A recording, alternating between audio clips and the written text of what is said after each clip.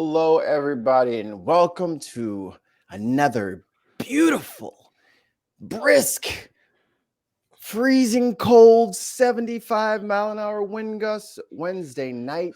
This is America, baby. This is some This bullshit. is Illinois. This is Illinois, baby. This is That's assault. what it is. This is second-degree assault. Yo, I'm getting your weather over here too. I got like 60-mile-an-hour wind gusts. You got another whole day of it. Oh my god! What's up, everybody? This is Dig on America. Oh, we have a gentlemen. We need our surreptitious, clandestine sponsors. We can't forget the format. Oh yeah, I forgot. Yeah. So who's? I think I'm gonna go with the Prince of All Saiyans, Vegeta. Big supporter of the show. That's a good one. I'm gonna go with a different anime, Sosuke Aizen from Bleach. Oh, yeah, the new Bleach is out.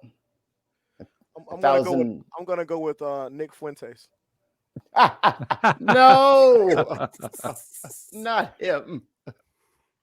Even Trump was like, "Hold on, I didn't know." Oh, you knew, motherfucker. You knew. I didn't know. Like, I thought it was like funny bad, not bad bad. I didn't know he was going to show up. I texted him, invited him, but I didn't know he'd be there. And we're joined by the Game of Delhauer, Mr. Matt Delhauer. Who's your clandestine deep state sponsor for tonight's show? Oh, tonight we are being sponsored by everyone's favorite private island martial arts contest, the Kumite. Beautiful. What a segue, because today's dig will not be taken care of by Dutch. I know Christmas came early, Hey, but I like to spoil when somebody said it was going to be a nice short podcast, I promise. I was like, Dutch must not be on. He's probably in the chat stewing. Be nice or I'll block you. I guess he could unblock himself. That's true. He could. So yeah, we're going to be talking about some kung fu today. We're going to talk about Bruce Lee, more importantly, because the 27th, we're recording today on the 30th. That would have been Bruce Lee's 82nd birthday. Wow, 82nd, still kicking ass too. Yeah. Does that make? And this is a question. This is very. Everyone will have varying answers to this. Does that make you feel younger or older? Older. But that's okay. I like being older. I mean, I'll say the man had been dead for 16 years by the time I was born, so it doesn't really affect me one way or really another. feel older. I really feel older now. Fuck ass. Delhauer digging in the knife. I don't know. I guess older, but only a little older. Like, when did he die? 73. Oh, then younger.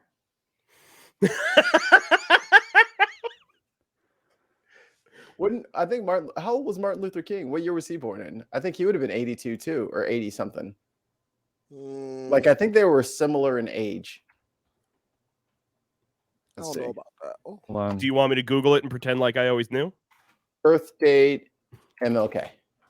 He was born in 1929. Birth date. So MLK was 11 years older than Bruce Lee. Yeah. Now isn't that weird? That they're only 10 years apart? Yeah, that is weird. It doesn't feel like it fits. Time is weird. Like, Martin Luther King feels like 30 years ago, but also 100 years ago. Yeah.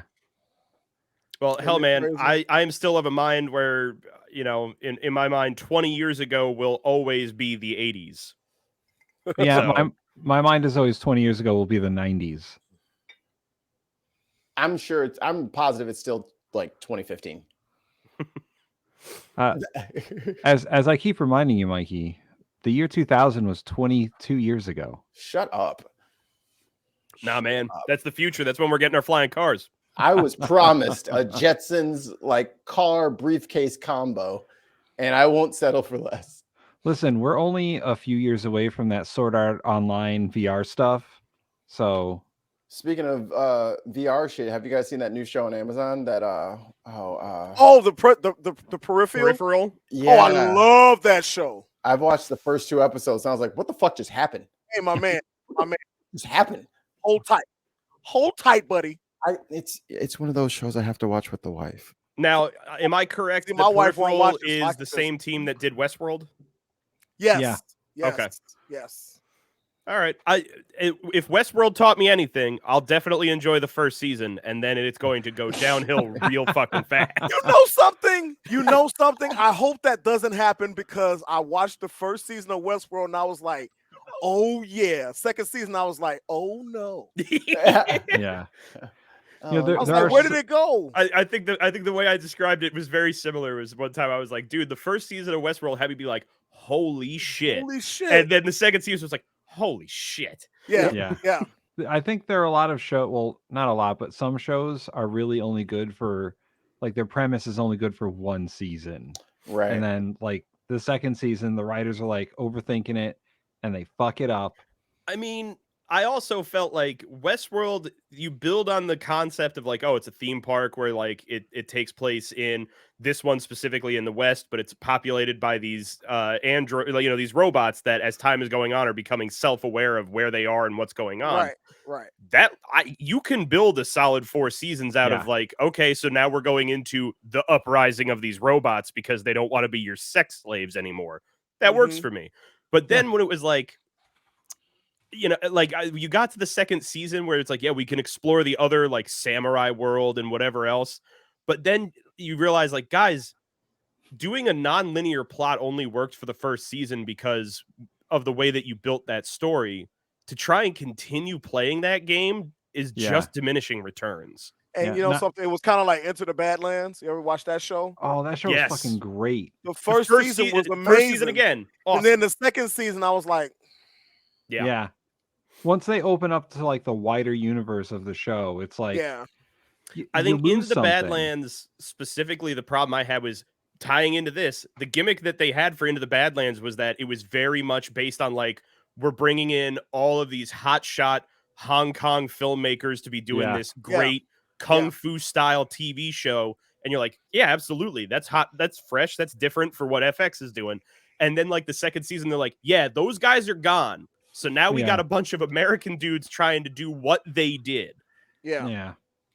It did not work at all. I was out of there real quick. Man, the foreshadowing. Whew. You guys are great. This shit writes itself. I don't need no plot hooks. You guys are perfect. Is there anything in current news? Do we want to catch up on the week? Oh, can we talk about the motherfucker from the Oath Keepers getting convicted of seditious conspiracy? Oh, yeah. Up to 20 years he's getting. Now, wait a minute. Hold on. For all of our Oath Keeper, 3%er, America First constitutionalist people out there, you do know what seditious means. I'm a patriot. Or the opposite. Now, You do know that a lot of these judges that are passing these, the jury convicted them, but these judges were Trump appointed, fast track confirmed judges. Yep. So is everybody lying but him? Yes. Seditious. Yeah. Seditious. Look, man, conspiracy. I think y'all cool with that though. Y'all cool. The most telling aspect for a lot of them is when they start to realize, like, do you guys see how quickly everybody who backed this man 2 years ago have dropped him like a fucking hot plate? Yeah, at this point, because he was I'm gonna say it. He was a useful idiot to get things to get the base to vote for stuff outside their interest, and also pack the court so that they could do these things with abortion, which is a gateway, and other things. Because, slipping in with that is all the pro-corporate business type stuff that's going to fuck you guys who voted for him and for those senators and Congress people. Yeah. Because the anti-union stuff is coming. The tax benefits are going to come more. You got to understand this. But yay, we took Roe away. But your pocket's about to be hurting. because they're trying to come for your Social Security. They're trying to come for your Medicaid and Medicare. Okay. So when they do that, look in the mirror, because that's what they want. They said it out their own mouths. They said it out of their own mouths on tape. We got to get rid of these entitlements that you've worked your asses off for. Pipe fitters, plumbers, laborers, steel workers. You've worked your ass off for this. And guess what? They're going to help the corporations take away some of your pension. Then they're going to take away Social Security. Then they're going to take away your health care for when you retire. And you voted for it. I honestly I think the funny thing is one of the most telling things, and I hope, and in all honesty, a lot of people have recognized when he decided to announce, oh, by the way, I'm gonna run again. Yep. Like he's running on the exact same platform he did in 2016. Well, I'm gonna drain the swamp. Bitch, you were there for 4 years. Yeah. You're trying to tell me that, you were going to drain the swamp, and now apparently you were away long enough for it to refill? No. Of course. It doesn't take long for a swamp to re-swampify. Man, but I mean, even then, it's just swamp. It's just I'm looking forward to, and I know that there's a lot of people who will not, because they just tied so much of their fucking personality into it.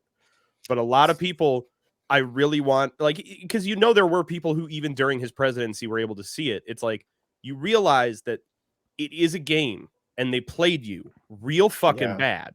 Yeah. And guess what? That stings, man. Suck. I had my heart messed with in high school sometimes, dude. But you know what you got to do? Not become a fucking terrorist about it. Sometimes when and also not pretend like it didn't happen. Yeah. Yeah. What didn't hey, happen? You know what? Fucking bitch played me. So, I'm never gonna let that happen again. Pretend a lot of things. You learn, you change, and you're better next time.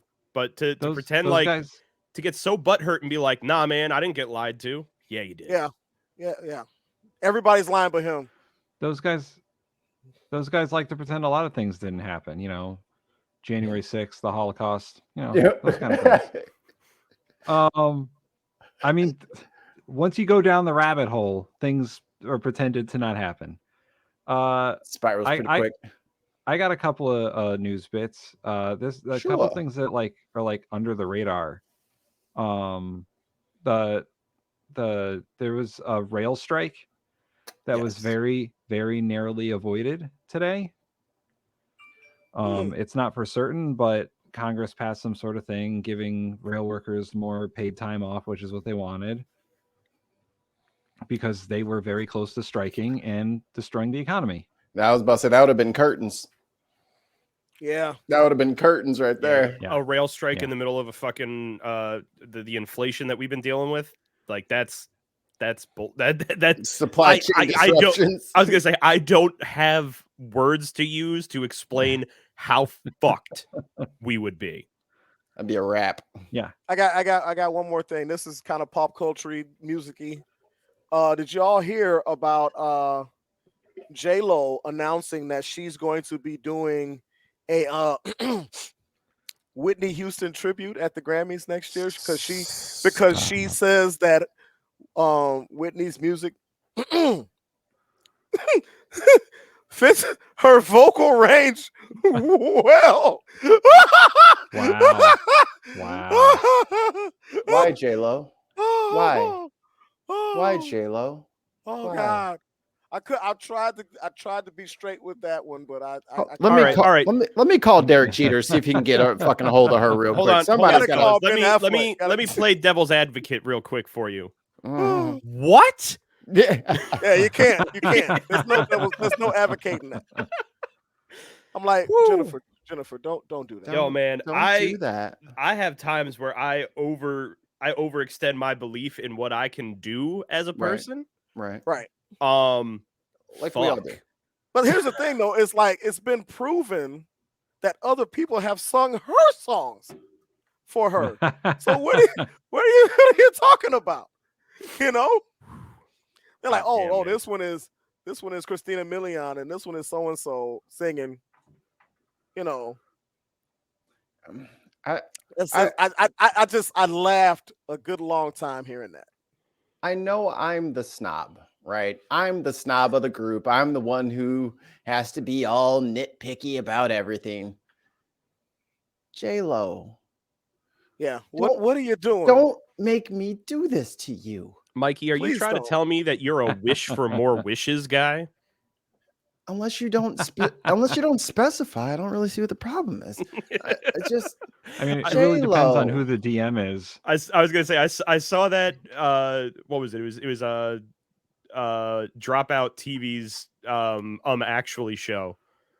Like I can't sit here and pretend like I made that up because I could, but I'd be a fucking liar. I don't want to steal anyone else's thunder. But like that was one of my favorite things I ever saw. Was they had three guys who were talking about something, and there was just like a lot of nitpicking about like technically something being true, and just the one guy responded with, "I can't believe I'm trying to take out two wish for more wishes guys in a trivia contest." It's J-Lo, live your life. But now this is not fully current at all, but I haven't been on the show for a hot second, so I don't know if you guys have done this at all, but I just want to take a moment of maybe not full on silence, but at least a recollection for our boys Jason David Frank and Kevin Conroy, because that is in 2 weeks, two of my biggest heroes from my childhood both died, and that is shitty. And I heard that I think it was Jason David Frank was going through a very acrimonious divorce. He was going through a real bad divorce that I think at times she was threatening to make a lot of things about it public. Is now granted that's what I heard. That is allegedly. I cannot say that is in fact true. But allegedly, a woman scorned is one of the worst things you can have in your life. So, you know, I've kind of been there. You know, so yes. Now I don't. Rest in peace. I was going to say I don't want to take down the mood because it's a rough way to go from a highly popular martial artist, and we can use that to move into talking about kung fu. But it's definitely a rough spot to have, like, you know, somebody that you considered a hero and someone you looked up to wind up going that way. Yeah. Hey man, I've been there. I was close. And thank the universe or whatever gods may be. I'm here. Yep. Thanks, Absolutely. Thor. And we'll use this moment for me to do my altruistic thing and also be like, you know, for anyone who's watching, anyone in chat, if you're going through some shit, you know, reach out, ask for help, because you don't have to do that shit alone. Nope. Thank God for my support system. And actually, for English and Spanish speakers, just call 988. Oh, yes. I forgot that got instituted already. Yep. It's the 988 lifeline. So 988. You can call that on any phone. Smooth. So that's convenient that they made it shorter. Enter the dragon, huh? Enter the dragon. All right, let's get into this dig so we can get the hell out of here. We're gonna keep this shit popping, crisp as we like it. And guess what? I had 20 minutes scheduled in for fucking banter. We're at 19 minutes 30 seconds. How are we doing so far? Because these four gentlemen respect your time. I respect your life. So November 27th, 2022 would have been Bruce Lee's 82nd birthday, but we are not here to discuss his passing or to highlight his accomplishments, but rather to paint a portrait of what the world would look like without his legacy. First little audience participation part is I need your favorite Bruce Lee moment. I'm gonna go last because it leads into my next thing. All right, I'll go first. Him absolutely destroying Chuck Norris in Enter the Dragon. Motherfucker. Taking down the wildebeest. He was a hairy man. Hair suit is that boy had locks on his back. His his traps and deltoids were just covered in hair. What's these, Haas? These are your traps? Right here? Yeah. Yes, traps. Yeah, his traps was furried in him up. Yeah, he was hairy as shit. He was, or as they say, because we all know that this is the unit of measurement. He was hairy in a mug. He was haired in a mug. He was hairy in a 2 mug. mugs. Now I will say this for me, Game of Death, when he fought my man with the scar on his face, and he was killing him with no, not Bolo, the skinny white guy, and he was killing him with the punch. Oh yeah. And then he started giving him the foot, and old boy broke the glass, and he came down on him. My favorite by far. I told my son we were watching the movie, I'm like, watch this. That boy jumped up, he came down. And then the lip quiver. Just like I didn't want to do it. You made me. Why do you make me hurt you? Hurts me, mother hurts you. All right, Delhauer, what you got? Well, I mean, those are definitely two of the biggest scenes that I would also have thought of. So what I'm gonna do is I'm gonna break the rule. No, I'm gonna bend the rules a little bit here, and I'm gonna move outside of a moment from a movie, and I'm instead going to say that I think one of my favorite things from Bruce Lee is actually the quote that he has in the Lost interview that went around for a little while. The famous quote about being like water. Yes, and the concept of being able to integrate this idea of a fluid movement in martial arts to also be a major concept about how you can approach life, and how as long as you don't make yourself very rigid in any aspect of your life, then nothing can truly hurt you. You put water in the teapot, it becomes the teapot.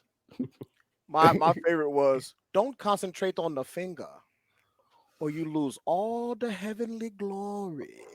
That's my favorite. I love that one. Hey, don't concentrate on the finger.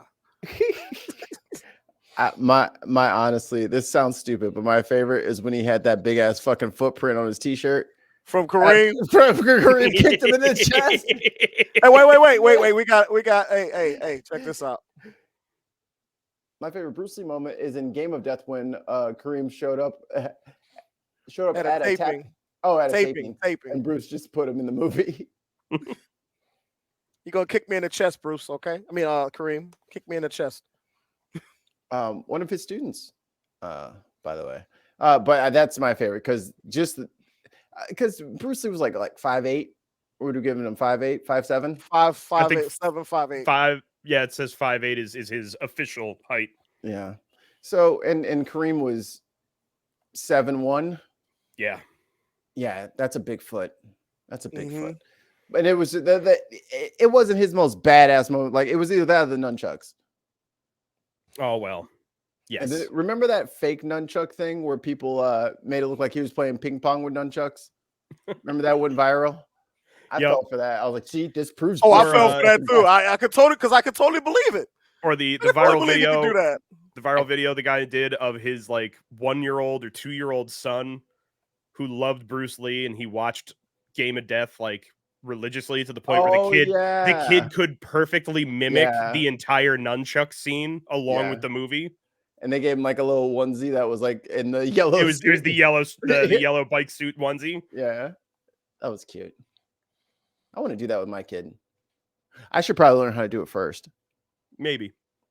Now I just gotta stay one lesson ahead. That's the thing about kids. Just live vicariously through your children. That's the lesson you should take from this, viewers. The more you know. I need that on the soundboard. Oh, now I thought of Brandon and I'm sad again. Oh no. Oh man, I got a crochet. My daughter, shouts out to my daughter Peyton. She bought me for my birthday a crow shirt. Hell yeah. With him standing at the circle window that he got thrown out of. Oh, that's awesome. See, and I like that for the fact that like the more common image that you see from that movie is the one of him coming in through the chapel doors at the end. Mm-hmm. Yeah. Where it's just that shaft of light with him in the middle of it. Yeah. That's why I like this one, because it's like he's standing there looking back. I'm like, oh, because that moment when he was reenacting and he goes out and he hangs on the, oh my God, that movie was so good. If y'all haven't seen The Crow, what are you doing? What are you been a doing long with your time. life for real? It's been. I love But that also, movie. like, seek it out. Don't just feel bad about yourself. Like, Yeah. change it. You Be know like something? water. You know, Wash it. I say all the time. Can't rain. I be like, can't rain all the time. I say it all the time. Can't rain all the time. Can't rain all the time. I wonder where that girl is now. She works at Speedway in Romeoville. In Schenectady. Yeah. She's in Scranton. Hey, man, I hope branch not, I hope manager not. is not a bad job. Assistant to the regional. No, director. she's shift manager. She's shift manager. Shift supervisor. So, how important are kung fu movies to American culture? I think you gentlemen just answered. Well, let's take a step back and define our terms. You might hear us say martial arts, or wuxia, or wushu, or kung fu flick. but we Wing are- Chun. Yeah, I was about to say. But we are essentially talking about the genre of movies that came out of Hong Kong in the 1960s, stylized weapon fights, complicated choreographed hand-to-hand battles, and inevitably a man with a Fu Manchu mustache and a demon sword that can chop a mountain down in two. Like you do. The Foley work was done with megaphones instead of microphones. And quite frankly, a lot of the world is here for it. I will always do old school kung fu sound effects when I'm fighting my dog. Yeah, absolutely. When me and the dog are playing, there is no other sound other than the whoosh, whoosh, I was gonna say I cannot describe what the visceral feeling is of just hearing those wild, like cartoony. It's like it's just a dude's hand moving, but Yeah. it's that snap leather. impact sound. Yeah. It's You know what I do? I do to my my athletes all the time. They'll be all lined up, ready to warm up or whatever, and they got to go through a dynamic warm up. And I'll be walking through the line talking, and all of a sudden I'll just right under their chin, and they jump, and I'm like, gotcha. I do it all the time. I was doing it I was doing it today. just this morn, I was judo chopping people in the throat. I was chopping people in the throat. See how quick that is? So what else would you guys say are some other defining, like if you had to describe kung fu films or any of the wushu films, like the stuff we were talking about today? Kung Fu Fridays, dude. But what are some defining characteristics like that you would give to an alien? Like if you had to describe it for someone who had never seen it before. Oh, okay. All right. I got you. One of the things that came from kung fu movies made its way through a whole lot of pop culture. Those snap zooms of the camera right up onto somebody's face or eyes to show that not only have they noticed something bad has happened, but oh boy, are they reacting to it. Mm-hmm. I would say also the over dramatized deaths. Yes. I think that ramped up real. Yep. You know what I think? Now I can't 100% prove that it was kung fu films that did this first. It might have also been westerns because it was around the same time. Yeah. But that moment where you have such a big, like, impactful moment in the action of it, like, say your hero, he finally lands, Bruce Lee landing that jumping side kick onto a guy, and it doesn't just hit once. They show it happen 2, 3, 4 times in a row to show that this is a massive moment that you cannot miss. The instant replay. Yeah, exactly. We got our man up here in the booth. Johnny, you got the roll that footage? How about? Yeah, go ahead. How about the standoff? The standoff montage where it flips back between one guy and then another guy. And then back to the same. Like that happens a lot in westerns too. It happens a lot in westerns still too. Yeah. I'm gonna go with like the wire work, like some of the really hilarious wire work that's from some like the very very early, like there's these chambers and shit like wire like they jump up the wall. Yep. They jump up and land on the roof like this. Or the wide shot, one shot action scenes. Because like, you know, when at that time when you were doing like, you know, Western filmmaking, like literally Westerns, you'd have a moment where like guy would come over like, oh, you get one punch on this guy and he goes flying off. And now we cut to another moment. But like Kung Fu films where it's a solid minute and a half of just this one wide shot as they come in and they've got their choreographed moves they hit, back off a little bit. Come in again, back off a little bit. To just kind of give this continuous feel of like it's a real fight happening rather than just like, oh yeah, we cut to show this guy fall down. Right. Yeah. They just had to. You can actually tell a lot.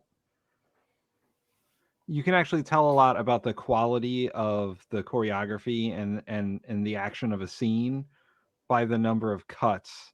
Because if they're constantly cut, move, that is just because they could not make it happen in a single shot. And the director was like, all right, we need all these angles and all these cuts. And if you see something that's a continuous shot and it's a single cut, like that is like the highest quality of stage combat that you could get. Tim, what the hell do you know about stage combat? Oh, well, I happen to do stage combat. What? I've done really? Yeah. Really? Yeah. Oh. I've done it for theater and I've done a little bit of film. Oh, that's awesome. Are you a mage? Yeah.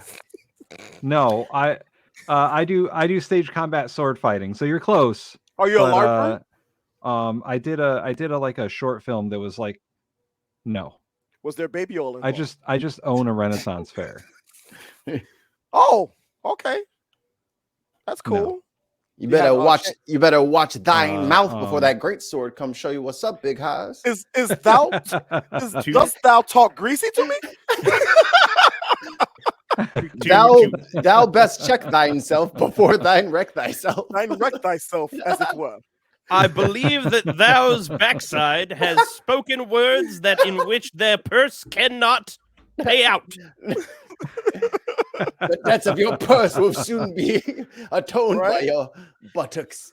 To piggyback on Tim's point, if no one has seen it, please seek out on YouTube.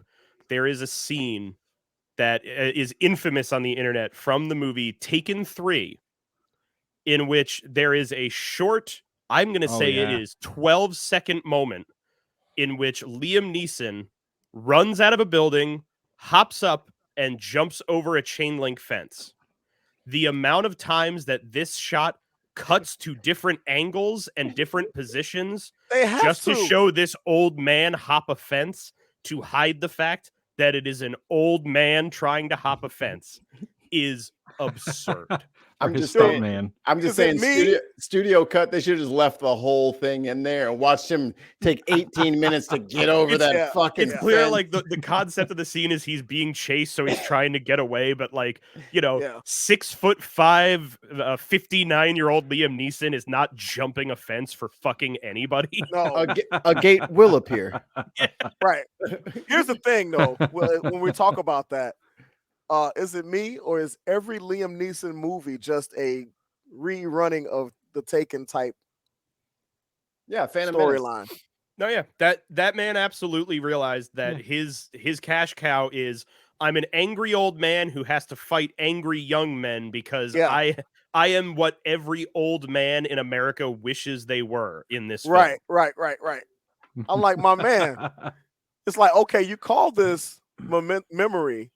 But it's taken. You call this, but it's taken. You call this, but the only thing that's missing is I have a special set of skills. It's almost like Steven Seagal. I was just about to say that. Is he the Steven modern Seagal? Steven Seagal? Yes. It is what I've less dubbed, of an asshole though. I hear it is Mad Libs movie making.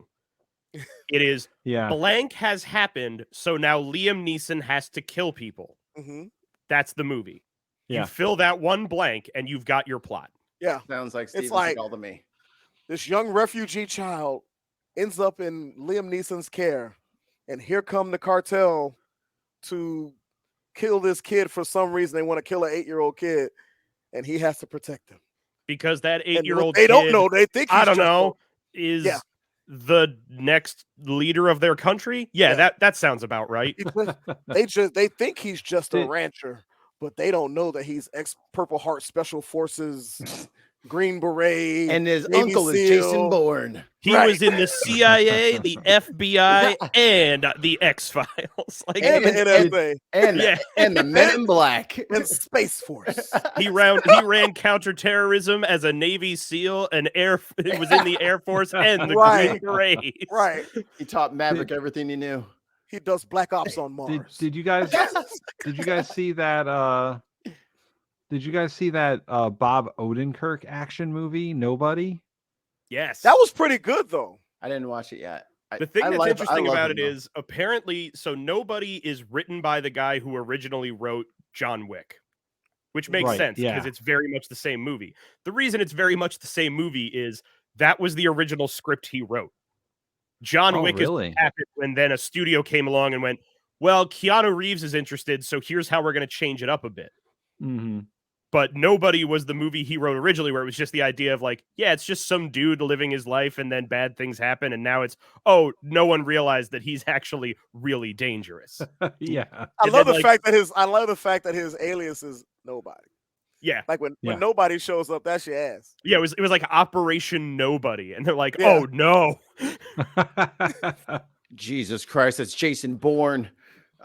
Speaking of quick cuts. Yeah. So every Kung Fu fan worth his gi has seen the iconic opening credits for a Golden Harvest film. That oh so sweet feeling of being teleported to another time and place. I can almost smell the steamed dumplings in the marketplace, the yelling of the Cantonese shopkeep. Well, that was all coming from mostly two studios. All of those old movies are from like two major companies, and that was the Shaw Brothers and Golden Harvest. Let's see here. Shaw Brothers built Movie Town. Are you guys familiar with the Shaw Brothers films? A little bit, maybe. Yeah. Okay. So they built, and people may not know this, they built Movie Town, which was the largest and best equipped studio in Chinese filmmaking, as well as the largest privately owned studio in the world. It had 15 stages, 2 permanent sets, and a state-of-the-art filmmaking equipment and facilities, and 1,300 employees. Not bad for the 1960s. Like, that was a serious movie corporate. Like, they were the big timers. They were Hollywood.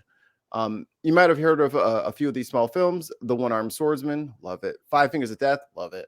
And the 36th Chamber of the Shaolin. Woo Tang, Woo Tang, Woo Tang. It's for the kids. For the children. Oh, wait. You cannot list these movies from the Shaw Brothers without talking about the best one. Mm-hmm. The Five Deadly Venoms. That's coming out. Oh my God, it's such a good movie. Okay, go ahead. But alas, it was not all to be swords and nunchucks. The early stages of the genre had female protagonists almost from the beginning, and not just sex objects to be drooled over, but 3-dimensional heroines with backstories and clothes that fit. Yep. Homework for everybody is to watch Crouching Tiger, Hidden Dragon. Oh my God. Oh, that's a good one. Such a great movie. Again, such a great movie. I know it's been a while. Sometimes we fall in love with action movies.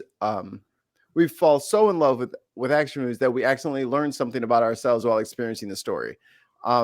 So now, like, what are some of kind of the moments in Kung Fu films? Because I you got like sometimes it might be like the what, like a punch or like a fight or like a weapon or something like that. Like, but what are some of the other like the other side of Kung Fu films and stuff like that kind of like really appeals to you? It's things that kind of transcend the genre and make you. I'll go first for this one. My favorite Kung Fu movie is Legend of the Drunken Master with Jackie Chan, and the whole point of the drunken boxing is it's dangerous to do because you have to get drunk, which means, hey, you don't feel pain. You're real loosey-goosey. You're really hard to predict. But also, you become a raging alcoholic and nobody wants to deal with you. And that's why it was forbidden. And Jackie does it. Jackie's character does it. And his father, like, smacks him around and, like, screams at him. He's like, you're a dishonor. You're a disgrace. And it was just so heartbreaking to see him thrown out of his family. Like I cry I'm choking up just thinking about it. My God. It's so heartbreaking because they have such a cute relationship. They're very, very loving relationship. And to see his dad get so mad at him and beat his ass and then throw him out of the fucking house. Like, it was so rough for me. And that's something like, and then Jackie comes back and he apologizes and he's like, I'll never drink again. And like, he does it's a very somber scene in the middle of this, like, otherwise whimsical movie. But they sneak good stuff like that in there. Do you guys have any other stuff you want to I think that one of the themes that was throughout Kung Fu movies was that the main protagonist, I guess, would lose to the villain and have to go back and hone their skills and practice and work on their weaknesses in order to get better, to come back and defeat the villain. And I think that stuck with me, and I didn't even realize what it was doing to me. Right. But that really stuck with me. Was like, no, dude, Pai Mei got beat, or so-and-so got beat, and Lu Fang whooped his ass, and he had to go back and punch the fucking vases and kick and learn how to use the spear. And he realized that he was leaving his core open and da-da-da-da-da. So it teaches you about self-reflection, self-evaluation, persistence, all of these things. And it's like, I realize now, thinking back, man, a lot of times when I could not do something, I drew a lot of that perseverance from seeing those flashes in my head. Well, so-and-so had to go back and freaking learn the crane style, right? Because that was the only style that could beat the tortoise style. You know what I'm saying? So he had to go back and learn and persevere. And that was something that really stuck with me as a common theme in Kung Fu movies. Was you're not going to just go out and whoop ass. Sometimes you got to take that ass whooping. Yep. Taking an ass whooping is another thing. That's why I wish Kung Fu movies were here today, because a lot of people had to take an ass whooping and come back and fight again instead of pulling out a gun. You know what I mean? Got to take the L sometimes. You got to take the L and come back. Especially in looking into the concepts, like, you know, you think about action movies that we have out today, and how you have things like how, like, Vin Diesel has it written into his contract he can never lose a fight in an action movie he's in. And it's like, then why the fuck do I care, man? Right. Like, I have no need for this 5'10" bald asshole to be running around pretending he's 6'3", winning fist fights against The Rock.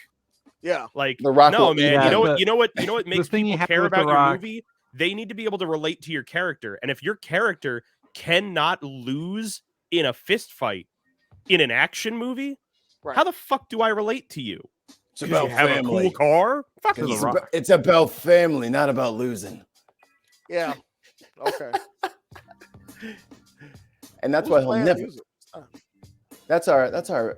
You know, just our lo-fi in the background. You know, keep people keep them sexified while they're listening to our dulcet tones. What about you, Tim? So mine, I was actually going to piggyback on Haas, and one of my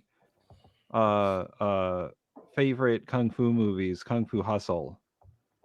It's really good. It's a comical kung fu movie, but I like it. It gets it. You know, the protagonist literally gets like every bone in his body broken by the villain, and he has to like physically and mentally heal before he can even like do it. Like and then he has all these people fighting for him. That was the thing that I liked the most in the movie. It was like kind of a Dragon Ball Z situation where whenever Goku gets like fucked up, you know, everyone has to come and pull the weight until he comes back.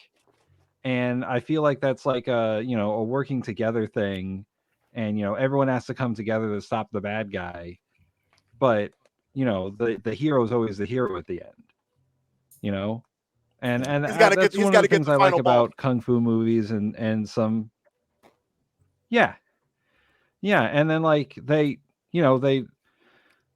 especially in Kung Fu Hustle, like the different styles of all the Kung Fu masters are so inventive.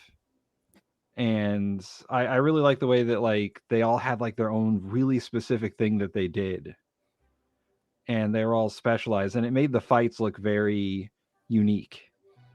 Because if everyone's doing the same thing, you're just going to get the same fights over and over. Right. But everybody can't they be all had doing their the own iron weapon that they butterfly. were specialized with. Yeah. You better come out with a brass moth or something. That shit is way too simple. That ain't gonna work. I think one of the things that But I like I was just gonna say I like the inventiveness of Kung Fu movies when it comes to putting fights together and how they would choreograph fights and what they think up, because a lot of like Western movies, the fights are like, Vin Diesel fist fights. They're all kind of the same. Right.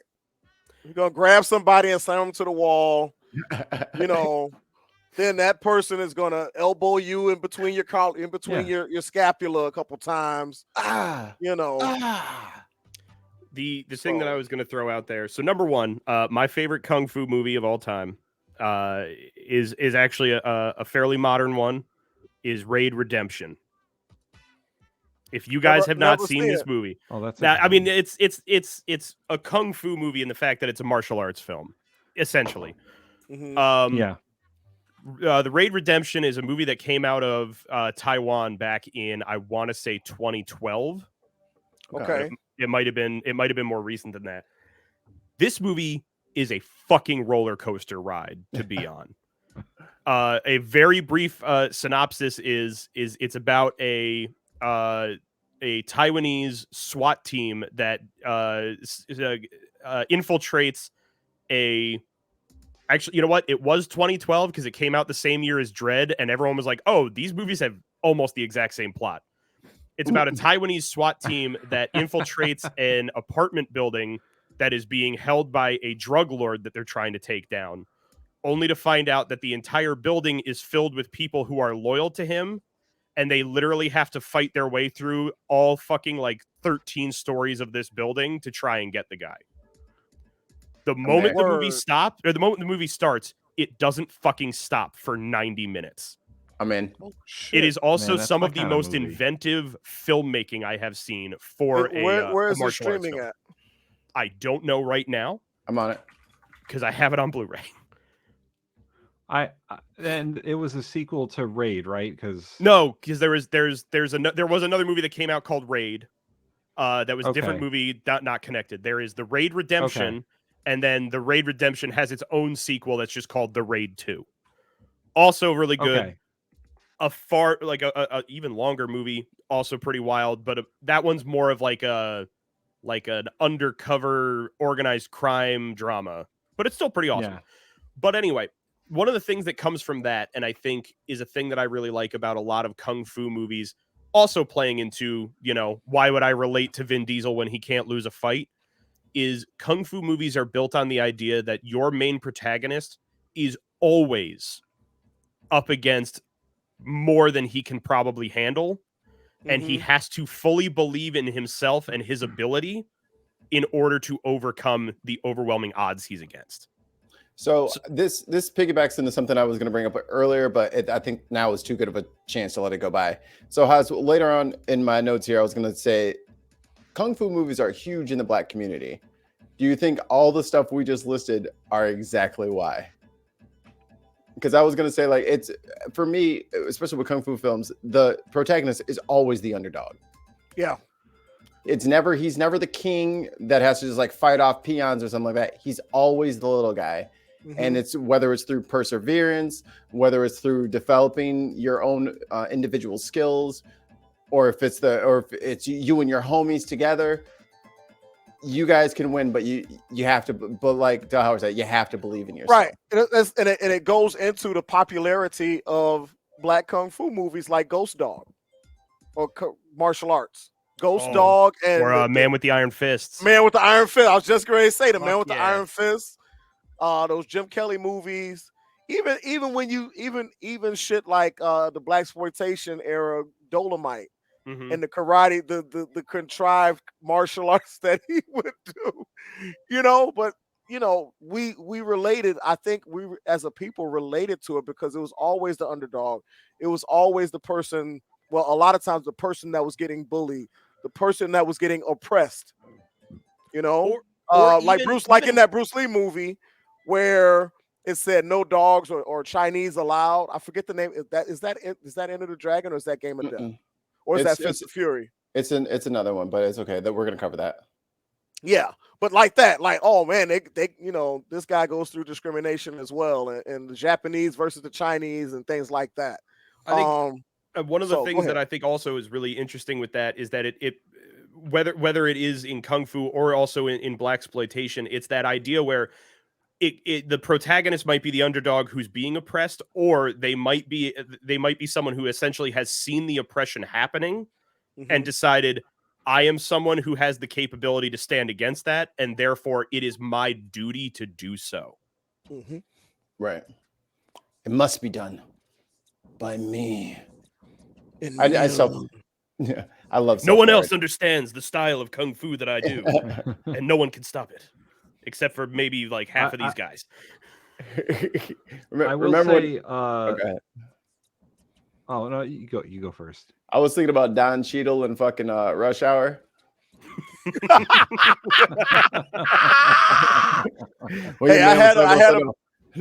Crenshaw Freddy. I was like, not Crenshaw. Not Crenshaw. Funny enough, I was watching a video the other day that was doing like a retrospective looking back on the Rush Hour movies. And one of the clips they had for Rush Hour 2, I forgot, was probably, I think, one of the funniest jokes ever. At its core, like Rush Hour itself, is a little bit racist, but in the way that it's executed is fine, because the concept of like the racially used humor was always built to make Chris Tucker look like an idiot and not Chris Tucker to put down Chinese people. But it was a moment from Rush Hour 2 when he runs into Lee and Lee's surprised to see him, and he goes, "Oh my God, you're here!" He's like, "Lee, what happened? Who died?" He goes, "You." He goes, "Detective, you?"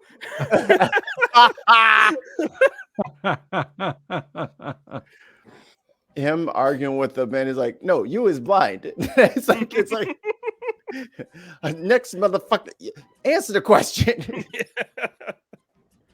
Those movies are underrated. Yes. You know, one of the crazier things about at least some of the Kung Fu movies is that they're like steeped in Chinese, like ancient history. And what Mikey was talking about before with like the female protagonists who have actual, fully formed characters and all that, a lot of that comes from ancient Chinese lore, where they do have a lot of female protagonists and a lot of female legends, because their society, at least at that point, was a little bit more cool with the ladies. But I'm gonna keep it a buck. Even though they was wearing full-on kimonos and they was dressed from head to toe, it was still bad. Oh, still some baddies. You know, kind of a little thin for my taste, but still, there's still some baddies. But I love the way that they fought. I love the way that they would get out there and kick ass and take punches, taking those kicks, and still coming back. Hey, man, all the way up to this year with Everything Everywhere All at Once. Yeah, I still haven't seen that. I have to see it. Haas, immediately, man. That movie is fucking gold.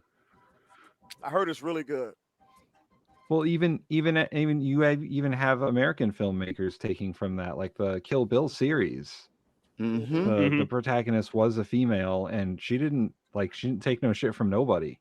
Nope. Like and she also got her ass kicked. Yeah. She got her ass kicked several times. Wiggle your big toe. Move, damn it. But that's a good example of that's a good example of American filmmaking taking from Kung Fu and it was like a Kung Fu Western almost. Without Kung Fu movies, you don't have Quentin Tarantino. Oh, not at all. No. And he even when he put Sonny Chiba, in those movies, I think that was like an homage to the originators. You know what I mean? I hate that guy. I'll never said he did anything good. Who? Quentin Tarantino. Oh, come on, quit playing. You cannot like him as a person, but appreciate his movies. His movies are just filled with his fetishes and his dreams. He just wants to call everybody nigger and look at feet. I will say this: Quentin Tarantino is proof that you can love movies enough to just wind up being able to make movies. Yeah, because his movies, I will definitely say, influential for a generation, but you can also make an argument that there is nothing in a Quentin Tarantino movie that he didn't just steal from somebody else.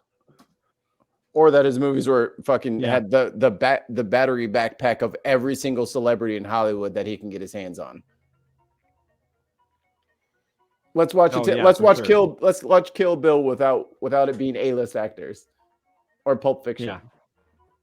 But you know something? It's a cheat code. I was just watching a podcast, and they had Quentin Tarantino on, and you make everybody take their shoes and socks off.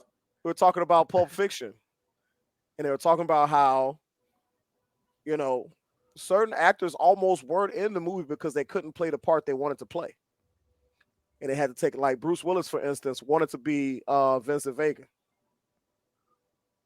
He was like, "Nah, you could probably be Butch," and he didn't want to. Well, first he was like, "I want to be Vincent." He was like, "No, you can't be Vincent." Then he's like, "Okay, then I want to be Jules." He's like, "No, you can't be Jules." And he's like, "I really think that you'll be great. I really think that you'll be great as the character Butch." And he's like, read the script one more time and look at it from the character Butch. And he said that was really the first domino, because John Travolta was already in for the movie, but John Travolta had kind of been cast aside as an actor at that time. Pulp Fiction was like his big comeback as an actor. He really got back on the scene from that movie. But after Bruce Willis signed on and people found out Bruce Willis was on, that's how other A-list actors came through. I was gonna say, I think Bruce Willis was instrumental in getting Sam Jackson. Yeah. Which is interesting because at that time with Sam Jackson as well, I think, he had I think that was before he had done A Time to Kill. I think A Time to Kill was first. Okay. I was going to say, because I'm trying to remember, because those were very close together. I know he did Juice before he did Pulp Fiction, though. Oh, probably, yeah. Because I think Juice was 91. Yeah, Pulp Fiction was 95. Yeah. A Time to Kill was 96. Oh, really? Okay. Wow. Busy man. I'll never forget him in Jungle Fever. When did Jungle Fever come out? I think that was late 80s. I think so, too. 91. Oh, okay. 91. Okay. But that was a good movie. I think the one thing I will definitely say for Quentin Tarantino is that a lot of him being a director is very much just him being like, I like this shot that I saw in this Western from 30 years ago, and I want to recreate that. But I will give him credit that his writing is pretty solid. Like, like True Romance. He wrote that. He didn't direct it. Awesome movie. Awesome. From Dusk Till Dawn. Wrote it. Didn't direct it. Awesome movie. And I mean, even Reservoir Dogs. Like, that's a script that came from a fucking nobody. And that pulled, Harvey Keitel and, oh, God. Steve Buscemi. Well, Steve Buscemi. Tim Roth. I'm trying to remember Tim Roth. I'm trying to remember who played the big boss. Oh fuck! I don't know.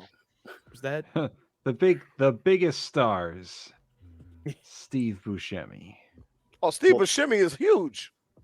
He is now. I love Steve Buscemi. And oddly enough, none of this. Lawrence Tierney. That was him. There you go. I'm like, why do I want to say Terrence Stamp? It's definitely not that. And none of this would have happened without a little film called Lil Wayne's The Big Boss. Bruce Lee jumped kicking a sign that said "No dogs, no Chinese." That wasn't a message to just the bad guys in the movie, but it was a statement to everyone in the audience. A correction of the ledger and how Chinese people were portrayed on screen and respected in society. Internment was only one generation removed, and the world wasn't quite sure on how to deal with this new sheriff from the East. Now we're going to go kind of like into his like martial arts kind of stuff. So Bruce's passion for breaking down the forms of Wing Chun, Tai Chi, karate, boxing, fencing, arnis, judo, jiu-jitsu, savate, and taekwondo led him to create which martial art form? Oh, come on, quit playing. Everybody knows this. Yeah. Well, Tim. Jeet Kune Do. Damn it, I was going to say Tim probably does now. I didn't. Yeah, damn it. Really? I would have had him. Yeah, Bruce Lee has his own martial arts form. It's a mixed martial arts discipline whose motto is using no way as way and having no limitations as limitation. Now, question for you, Mikey. 7. Well, okay, so you're wrong. Damn it! I was gonna say, how did Bruce Lee describe Jeet Kune Do? It is the way of the intercepting fist. Well, that's a translation, yes. The way he described it, though, is Jeet Kune Do is just a name. It doesn't actually hold anything when describing the form itself. The idea that because it is a hybrid of so many things, and it is essentially a kind of like a cherry picking in order to create something new, that is his feeling was they had to put a name on it, but that name does not define it. Right. Yeah, because it's not like Jeet Kune Do wouldn't have like stances so much as it would be, this is what you do here. Yeah. And you can use this, and this. Yeah, it's everything's on the table. When you're in this situation, well, you can use this move from this type of martial art, or you can use this move from that type of martial art. Right. It literally is just like, it's like an omnibus. Correct. Would it be a mixed martial art? Basically, mixed martial art. That's just crazy talk, Tim. Right. That'll never catch on. No way, you know, that karate and kung fu would be kind of put together. America had to deal with this supernova of talent and skills who had their own fan bases, own recording techniques and gear, and Bruce atop the martial arts throne. America did what it always did. Rip that fucking idea off so goddamn fast that they can't even stop it. There's no way they'll be able to stop all of us. Motherfucker, you think we didn't do it first? Of course we did it first, and we did it bigger. We were the first of the first. 1A, damn it. So yeah, you saw martial arts schools popping up all over the country. Bruce had 2 schools. He had one in Seattle, and then he made another one down in not LA. What was it? Fuck. San Francisco. San Francisco. His hometown, baby. Yeah. He was born in the States. Did you know that? I just said it. He could have run for president. Them. We could have had President Bruce Lee. Is that what you're saying? Oh my God. Oh my dude. Can you imagine a whole fucking country dedicated to fucking Jeet Kune Do? Could have happened. I mean, especially because it would be the idea of not only was he eloquent with, as we saw with things like his be like water, analogy, but then his foreign policy would just be, right there, just real quick. And we don't have. Suddenly, we don't have any more enemies, but there's a lot of passed out people around here. President Lee, what are we going to do about this Cold War? We put them to sleep. It would be like on Star Trek whenever the captain wants to go on an away mission. Like the president would be like, "All right, I'm gonna go fight that army over there. I'm gonna go fight those guys." It'd be like, it's gonna be me and these 4 guys. Yeah. Let's see. It makes me think of a moment. One of my favorite moments from The Simpsons when they wind up having a fight between the mafia and the Yakuza on their front lawn.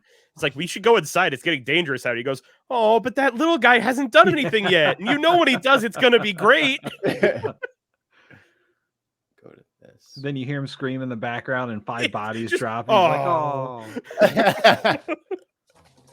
Gets thrown to the window, gets up, apologies, and just runs out the door. So oddly enough, trying to do research for this, it was a little bit more sticky than it should have been because it's really hard. Your keyboard. You don't tell me what to do. It says non-stick, and it better be. Damn it. Teflon keyboard, I guess.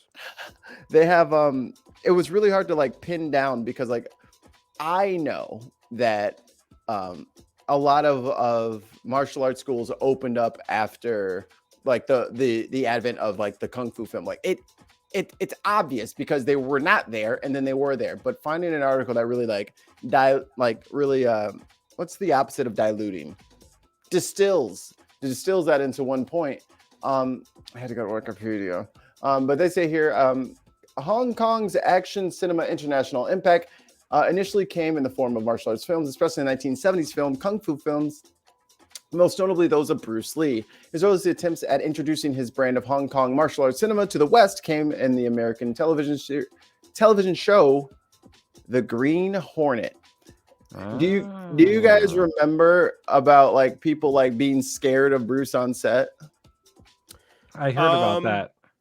I mean, that's for me specifically. It's a thing that I had heard tale of, and I know, you know, going back to the topic of Quentin Tarantino, a concept that led to a very controversial moment in his career. But it's one of those things where it was because I'm pretty sure it was on the set of Green Hornet was when the quote of his hands are registered lethal weapons started circling around and things like that. They didn't know what to do. They didn't know what to do. In May 1973, Hong Kong action cinema made U.S. box office history with 3 foreign films holding the top 3 spots for the first time. And that was, do you guys want to guess? Which year? May 73. Okay. Hold on, let me guess real quick. Let me Google real quick. I mean, I know 73 is Enter the Dragon. That one's not on here. Okay. Well, what I said was correct, but it wasn't correct in this context. Yes. So technically I win. Yes. Oh, I'm not Congratulations. Yeah, I'm stumped, man. Fists of Fury, Lady Whirlwind, and 5 Fingers of Death all came out the same year. Lady Whirlwind. I don't know if I've ever... Also known as Deep Thrust. Jesus. Oh God. Careful search of that one. So that's where my high school nickname came from. But I mean, Bruce wasn't alone. He also had if you guys remember that little clip of Jackie Chan back in the day when he was getting he grabs Bruce over the shoulders or whatever and he flicks him off. Like that whole idea of having your own like stunt company that did movies really wasn't a thing yet. So all of your modern stunt work, you're welcome. All of your modern wire work, you're welcome. If it wasn't for Bruce Lee catapulting this genre into America's face, you wouldn't have that.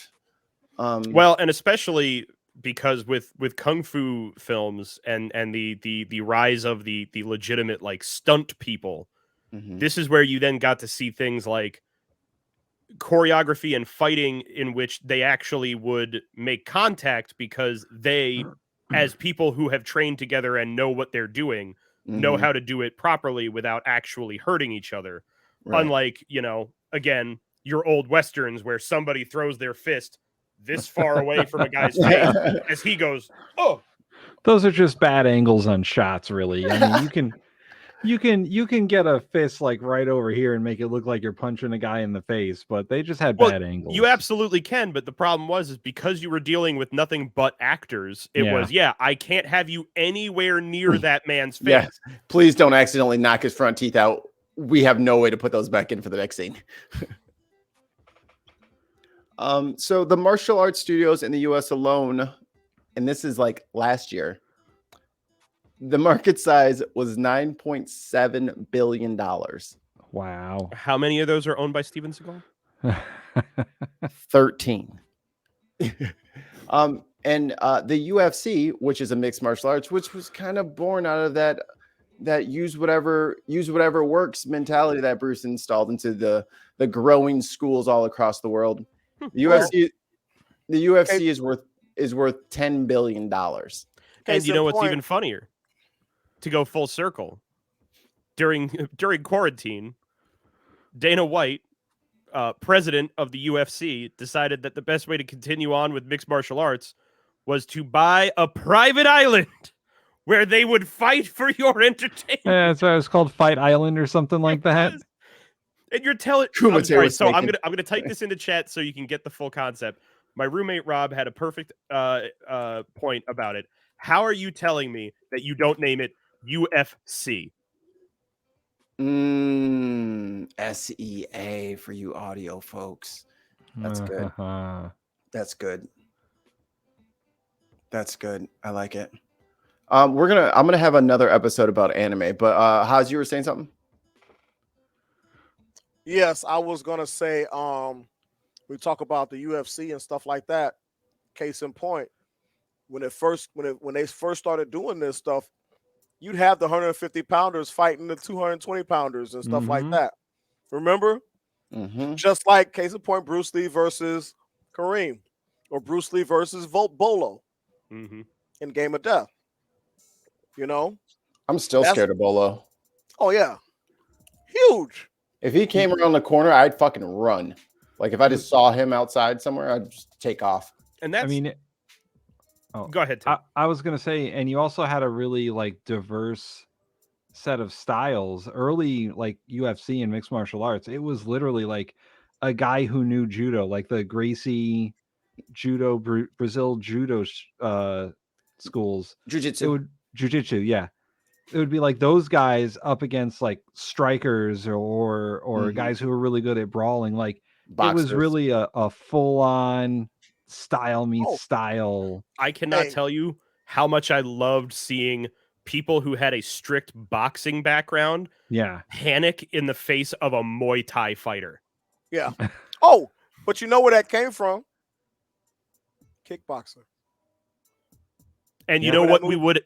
Do you know what movie we wouldn't have without Enter the Dragon? Oh, I'm sorry, Bloodsport. Yeah.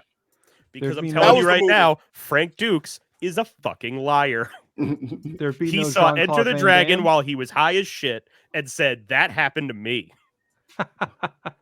Hey, that's my movie. Yes. The White Tiger. And for better or for worse, the mixing of different styles, I don't think anyone was even brazen enough to introduce that. Because how do you tell a fifth Dan black belt? You know what I'm saying? Like how do you tell them? It's like no. I should do this instead. It is one of the things that I think is so amazing about Bruce Lee is the fact that, again, be like water. Martial arts is so many of them, almost all of them, is so heavily based in this concept of rigid discipline in the style that you are learning. So if you're learning Wing Chun, you're learning that. You're learning karate. You're learning Muay Thai. These are the things we do. This is how we train. This is how we fight. The idea of ever trying to bring things from another form of martial arts into it is like sacrilege. Right. And to have someone who basically said like, why would I only use one style when the point of what I'm doing is to be able to protect me the best that I can. And if I feel that this technique that you do in your one martial art is not as effective as what they do in this other, I will not allow you to tell me I'm not allowed to do that. Well, and the other thing is that a lot of martial arts have a very deep cultural component too. Yeah. Like Kung Fu is very much a Chinese martial art, but Korea has Tung Soo Do, And the Japanese have several and so do the Chinese, Karate. several martial arts, and it's very much a cultural thing. So yeah, they would never want to damage the perception of their martial art by taking on training or moves from a different martial art, because theirs has to be superior, right? Of a lesser craft. And it's also a not so much discussed portion of that is that because a lot of these are also so steeply connected to the culture of the country they come from, this is now touching into the still ever present, massively racially based indignation, separation between these countries. Like having a Japanese karate or aikido master who would never touch kung fu because, well, why would I do a Chinese martial art? Yeah. There were some national lines that they were also not willing to cross, as well as stylized lines. Did anybody take martial arts? I did karate for about 9 months when I was 7. So you're a master. Yep. Okay. I got myself to yellow-orange belt and realized that's all I need to know. High block. I took Shorin-ryu karate at the Paul J. Hall Boys Club in Chicago for 3 years. I was a blue belt. I was on TV. Nice. Oh shit! There's footage of this. I was part of. There was this reporter named Harry Porterfield, and he would do this Harry Porter. He was a black guy, and he would do this segment called "Someone You Should Know." He did a segment on the Paul J. Hall Boys Club, and his founder Paul J. Hall, and they came with the news crew and everything, and we were at karate. And it wasn't like they were like, and this is Hassan Stevenson, the best. No, he's got the best high block in the whole. No, we were all doing low block. He's got them all. we were doing our forms, and they took the camera and go like this, pan across the class and stuff. So and, there's Haas with him and his friends sitting in his living room with the VHS tape that they taped it off the news. Oh, fuck no! And that one's me. I came home. I was like, "Mom, I was on TV." The TV came. She was like, "Okay." I never. So the other thing I have to point out, Haas, hold on. Interesting footnote to this. Soon after, the Paul J. Hall Boys Club was shut down because of some things that Paul J. Hall was doing. See, can't have nothing. Yeah. So one of my favorite part of that story, though, Haas, is I realized that the guy that came to film this segment with you. Mm-hmm. Harry Porterfield, the field reporter. Oh, the field reporter for Harry Porterfield. No.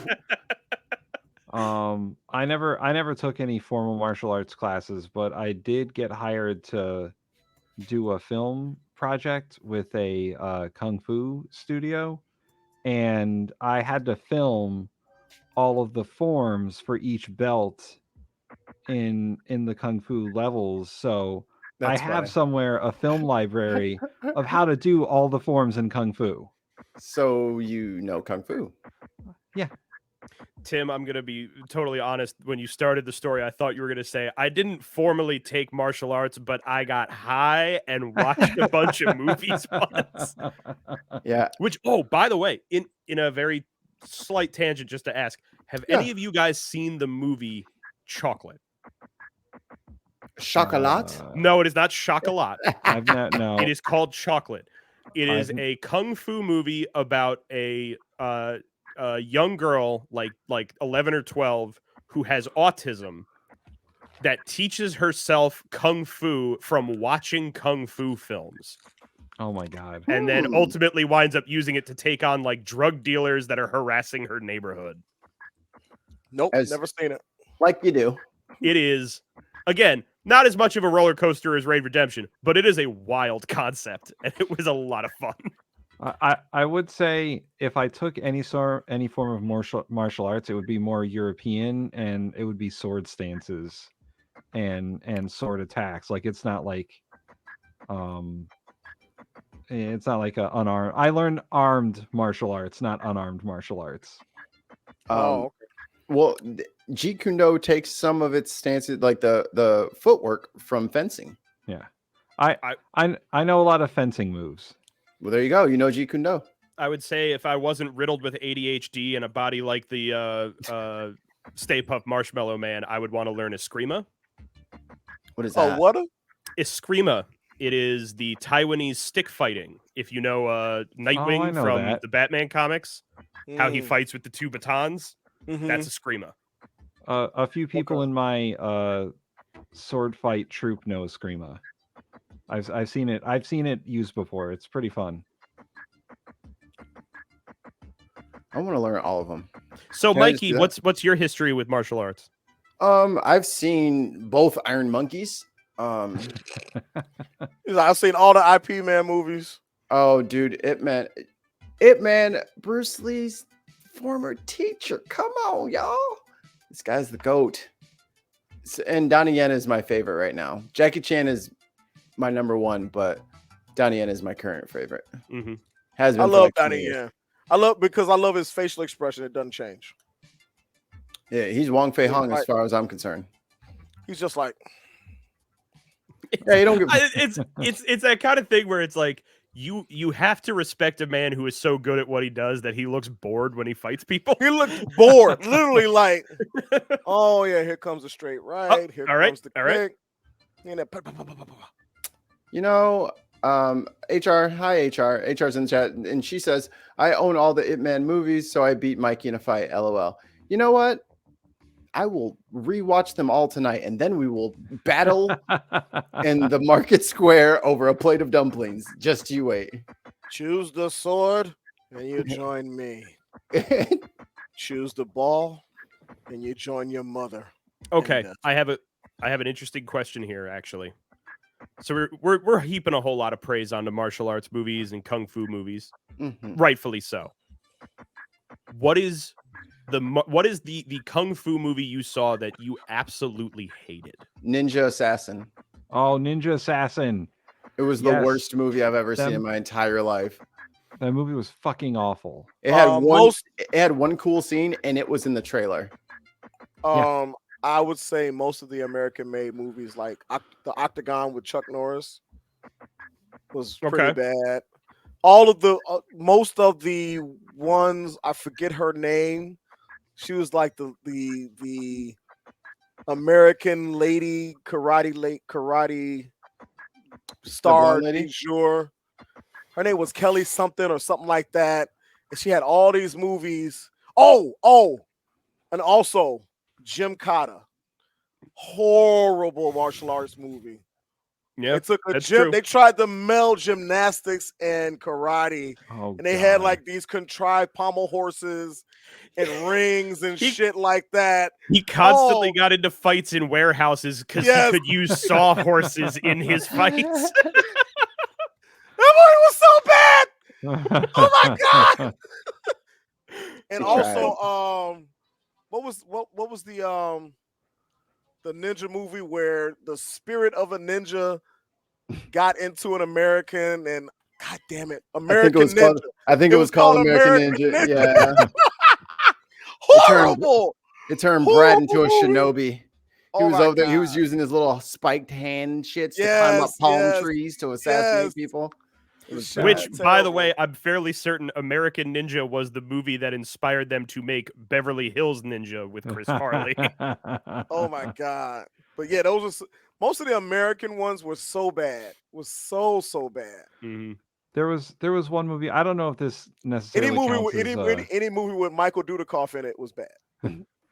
There's I don't know if this necessarily counts as a kung fu movie, but it's definitely like a terrible martial arts movie.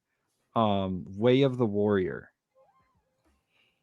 It's so bad I never even heard of it. Yeah, I was gonna say I don't recognize it. I saw it in theaters with a bunch of my friends, and it was a Japanese samurai movie, but it also had a lot of martial arts in it, and it was just awful. It was we laughed through the entire movie. That's how bad it was.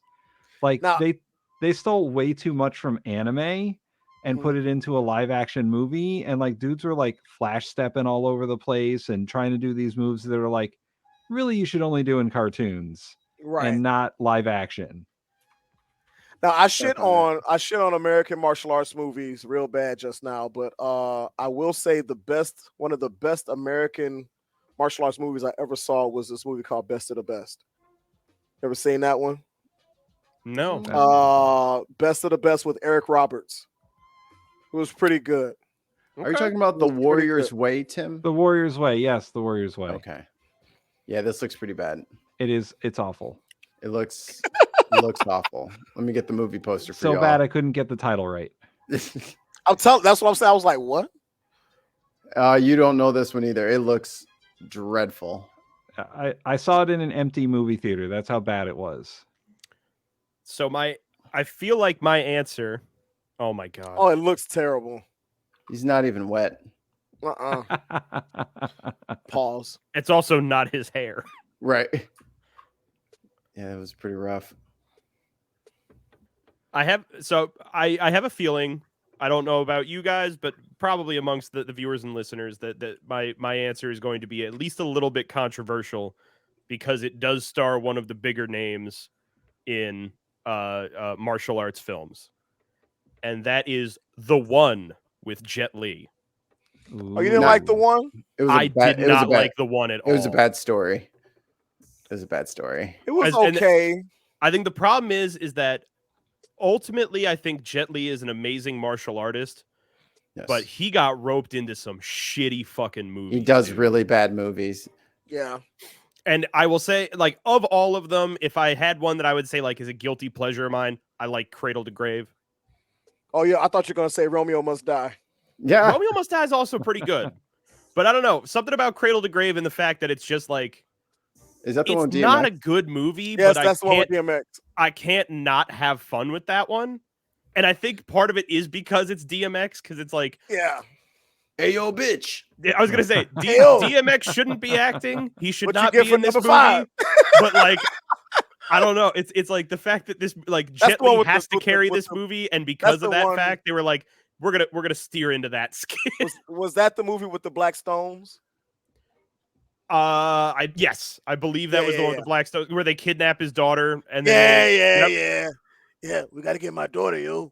It's strictly for the fact that like so much of that movie is very much like, okay, whatever, this is happening.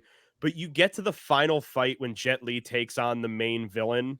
Yes. And it's on a roof of a building in the pouring rain in a circle of fire because they shot down his helicopter. And you're like, yep, this is exactly what this movie needs. a perfect circle of fire in the pouring rain because of a downed helicopter. Exactly. That's amazing.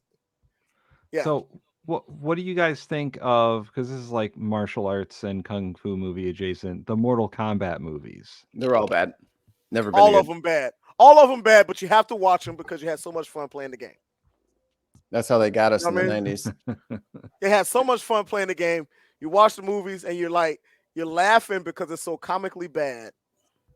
The latest one was palatable. It was okay. That's what I'm saying. It didn't have an ending though. Like it was so weird. They're like, we're gonna save everything for the next movie. Yeah. This movie was a 90-minute advertisement for the movie they want to make. It's a movie called Mortal Kombat, and guess what? They never got to Mortal Kombat. There was no mortals or combat. That really grinds my gears when they make movies saying, oh, this movie is just like a 90-minute trailer for the next movie. I hope you guys are prepared because we're really banking on number 2. Yeah. I'm going to say, for the fact that it came out when I was a kid, man, I'll die on the hill of fucking Mortal Kombat 95. Really? I think I'd watch Three Ninjas kick back over that movie. What about the Tekken movies? The animated ones? There are Tekken movies? Yes. Live action or animated? I think it's live action. I want to say it's live action. I know there was a Dead or Alive movie because... Oh, yeah. Hey. Delhauer, is that an AEW hoodie that you have, by the way? Absolutely, man. AEW hoodie? Oh. I went to see the shows they had in Connecticut the last month or so. Oh, Tekken. nice. I was at Full Gear because they were in Newark. Oh my God. Yeah. That's awesome. I was at the show before Full Gear. Okay. You know what's funny is this. Tekken came out in 2009. The budget was $30 million. The box office was $1.7 million. Oh my God. Oh, Because it opened in 6 theaters. oh, Yowzers. that's so bad. But yeah, so here's the thing. And I mean, Mikey, you can also make fun of Three Ninjas. That was my shit too, man. I was that age. I was a fucking Power Rangers kid. How was I not watching Three Ninjas in Mortal Kombat? Yeah. Colt got beat by a girl. Colt got beat by a girl. I mean, he did. It's not a lie. Tell me the lie, Mike. Where's the lie? But I mean, About the lie. it's there are two. And funny enough, they're both video game movies. The two video game movies that I will fight to the death about is 1993's Super Mario Brothers movie and the 95 Mortal Kombat movie. Oh my God, help you, Lord. Because you dare look me in the eye and tell me that they didn't go balls to the wall with that 93 Mario Brothers movie because those people knew they were never going to get to make another movie. Yeah, that's true. Yeah. Didn't Luigi just have a cast sometimes? No. Like in some shots he had or was it Mario? God, I'm trying to remember which one of them it was. I think it was Hoskins because I think he broke his hand because he was drunk on set and punched something. So he's just in a couple scenes wearing a cast. It's like suddenly his sleeve is a lot bigger than it used to be. Just all puffed up. But we're at the 90 minutes. So parting words, and then it's humidor time, and then we're gonna get out of everybody's hair. All right. So any parting words from everybody else? I'll just say thanks, Bruce. Yeah, I will say this. I will say that Bruce inspired a little guy like me at the time to believe that I could still be athletic and powerful and confident and things of that nature, because he was such a smaller, slight guy, and I was very small as a youngster. Well, until I was about 18. But anyway, so thank you, Bruce, for being an inspiration to the little guy. No, Tim, you go. I'll make myself last and pretend like I'm important. Okay. I'll say two things. Dragon Ball Evolution was the best martial arts movie ever made. Get out of here. Get the fuck out of, get the fuck out of here. Remove from stream. All right, so the hashtag Tim is over party has started. All of our viewers just left. Yeah. Everybody's gone. No, like I always enjoyed martial arts movies. I always enjoyed like Bruce Lee's movies. Talking about it now, I have a lot of movies to rewatch. Yes. Because I haven't seen some of those movies in quite some time. Should we start having like Kung Fu movie night? Oh, that'd be cool. That would be cool. Like once a month, we just like I would be totally down with doing like a Kung Fu watch along party on like Discord or something. That would be cool. We have to. We'll set that up. Yeah, because that'll be fun. And there's a lot that I haven't seen yet too. But yeah, there's a lot. Huh? You had a second thing? I'm sorry, I cut you off. Oh no, that was the second thing. It's like, just talking about it, I haven't seen some of these movies in quite some time. Like even like the more famous ones like Enter the Dragon and whatnot. Like it's been a while since I sat down and just watched Kung Fu movies. They're still very 70s. Yeah. It's still just a random boob. Not to be, man. It's still just like a random boob up there for like no reason. Didn't have to do with the story. Just I woke up in this hotel room and that woman's just bare breasts. What can I say? Fell out of my mouth. What can I do? It's still a PG movie. But like talking about it does make you realize how much of an influence like Bruce Lee and Jackie Chan and Kung Fu movies in general have on modern filmmaking and the idea of a stunt man, because like you said, some of those Westerns, like those guys were just actors. They didn't know how to do stunts. And, you look back on it and there was really a change in the 70s when people started realizing, oh, we could hire people to do this for us. Some people are really good at this. Yeah. You're telling me I could put that little guy in a wig and he's me now? We just got to find someone that looks like me. That's fine. Yeah, throw his ass down the stairs. I love movies like I'm Gonna Get You, Sucker, and Hollywood Shuffle, where they obviously, and even Coming to America, where the stuntman is so obvious. Yeah, I think the best gag for that ever, Black Dynamite. Oh God, yeah. Yeah. There's the moment in Black Dynamite where he's in the fight in the bar with the guy, and he goes to throw the punch, and he accidentally hits the guy in the face, and he gets pissed at him and like is about to start yelling, and then they like do a hard cut, and it's a new guy in the same outfit, and they redo the punch. It's amazing. All right, bring us home, Delhauer. I will say that in all honesty, it's interesting to me to do something like this, because there's never a moment where I honestly have sat down and thought to myself, like, man, how completely different would the scope of film be if it wasn't for Bruce Lee and Kung Fu films or pop culture or anything of that nature. And I think it's because with the rise of popularity with something like Kung Fu films, it didn't just change how we were able to make, action movies, how we were able to bring about things like stunt people, how we were able to really kind of build on ways of telling stories in the structure, as well as just being able to implement an idea of, let's take a story that's about, we need to stop this drug trafficker, but also we're gonna bring a really interesting element of just martial arts being the main draw as being something that sells. But beyond that, it's not just the idea that like martial arts was able to sell as a concept for a movie. These movies were then able to prove you don't need a 60-year-old white man in a cowboy hat to get people to go see movies anymore.